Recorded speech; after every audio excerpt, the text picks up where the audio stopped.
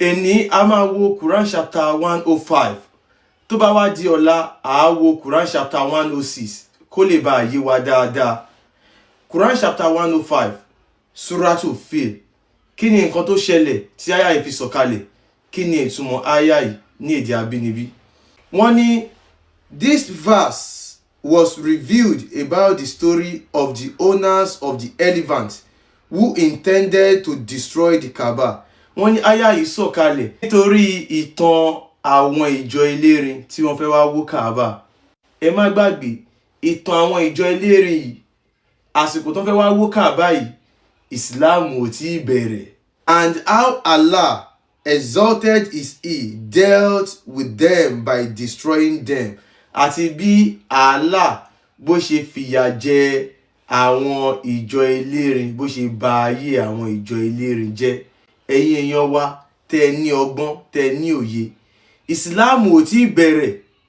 Ṣìgìdì Allah tí bàbá Muhammadu sìn, Abdul Muttalib, òun ni wọ́n sọ ìtàn ẹ̀ fún wa nínú àyà yìí.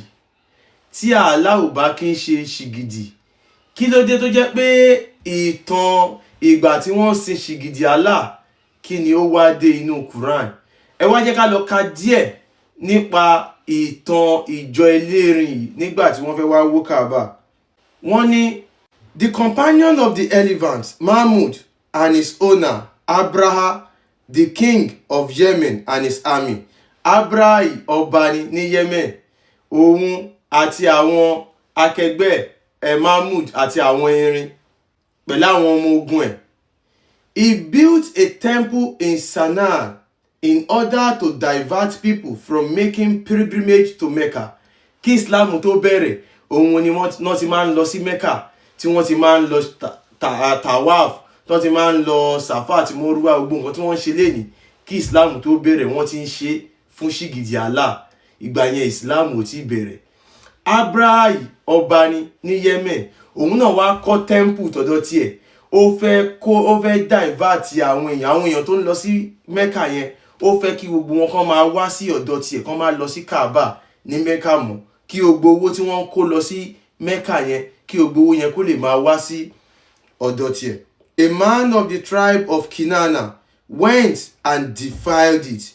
Èèyàn kan láti ọ̀dọ̀ àwọn Kinana, láti ìran Kinana, ó lọ ju nǹkan sí ibi tí ẹnìyẹn kọ́, temple tí ẹnìyẹn kọ́. Ẹ má gbàgbé Kaaba tẹ́rí yẹn náà temple ní ibi tá a gbélẹ̀, tá a ti ń jọ́sìn, tá a ń forí balẹ̀ fún ṣìgìdì wa.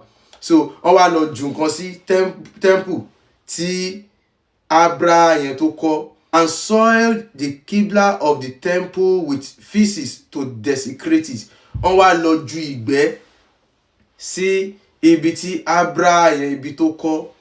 Abraha swore that he would destroy the Kaaba. Abraha yẹn wá búra pé ẹ ṣe yìí tán, mo máa wó Kaaba yìí. He came to Mecca with his army on the elephant of Yemen. Ó wá kọrí sí Mecca pẹ̀lú àwọn ọmọ ogun ẹ̀, pẹ̀lú àwọn ìjọ elérin láti Yemen. Wọ́n kọrí sí Mecca with Mahmud in the vanguard. Mahmud tó ń jẹ́ olórí àwọn tó ń darí àwọn erin yẹn náà, ó wà ńbẹ̀.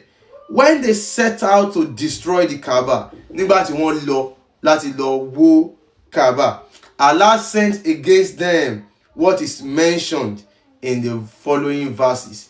Nǹkan tó wá ṣẹlẹ̀ níbẹ̀, òun ni wọ́n ṣàlàyé nínú àyà tá fẹ́ kà yìí. Ẹ má gbàgbé, Islam ò tí bẹ̀rẹ̀ rárá.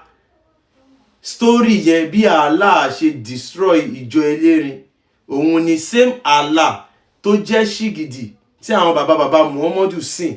Wọ́n wá tún narrate ẹ̀ fún Muhammadu wípé kó lè mọ̀ pé Allah yìí ó lágbára o. Kí wá ní àyà yìí? Kí ni nǹkan tó sọ? Quran chapter 105. Ó ní, ṣé o kò wòye sí bí Olúwa rẹ ṣe ṣe ìjọ elérin ni? Ṣé kò sọ ète wọn di òfo àti ànù bí? Ó sì rán àwọn ẹyẹ níkọníkọ sí wọn, wọ́n sì ń jù wọ́n ní òkúta amọ̀ tó ti gbaná sára. Ó sì sọ wọ́n di bí pòpòrò gbígbẹ tí ẹran jẹ lájẹdà sílẹ̀. Gbogbo wa la rí báyìí wípé ìtàn lásán ni Suratul Fil, ìtàn lásán ni gbogbo Quran. gbogbo wa la rí wípé ìtàn tó wá narrate ń bì, ìtàn yìí nígbà tí Islam ò tí bẹ̀rẹ̀, ẹ má gbàgbé kẹ́ ẹ lè mọ̀ wípé ìtàn tí wọ́n tún sọ ń bì irọ́ lásán ni, wọ́n kàn kúkọ ẹjọ́ láti fi wá scam wa láfíríkà ká lè rí Allah bí nǹkan bàbàrà. Nígbà táwọn Kàmíṣíàn máa lọ fọ́ Kaaba tí wọ́n lọ jí òkúta Kaaba gbé, ẹ bá wa bi àwọn ará bí níbo ni Allah wà, níbo ni àwọn ẹyẹ àbábílà wà? Ẹ̀yin èèyàn wa, irọ́ lásán ni.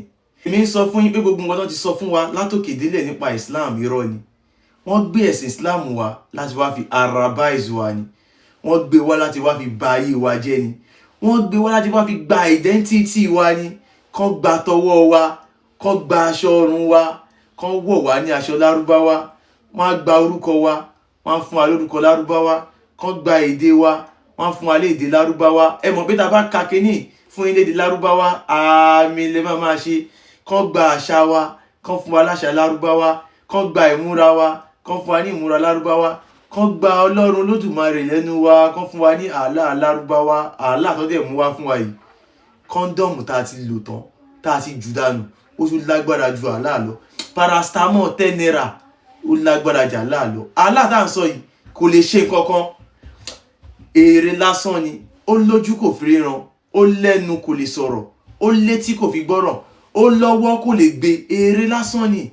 Nǹkan tí wọ́n sọ fún yín wípé nínú Quran pé Allah ló dáyé ló dọ́run, tán sọ fún yín nínú Quran yìí níbi Allah ló dá ilé, irọ́ lásán ni. Allah ò dá nǹkan kan.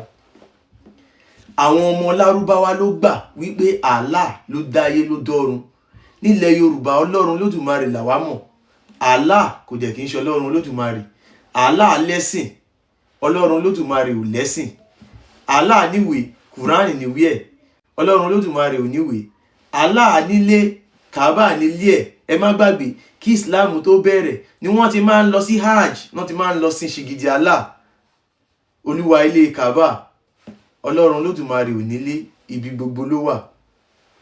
Allah ó ní kèfèrí, ìkórìíra ni Allah, ìfẹ́ ni Ọlọ́run Olódùmarè, gbogbo wa ló fẹ́ràn.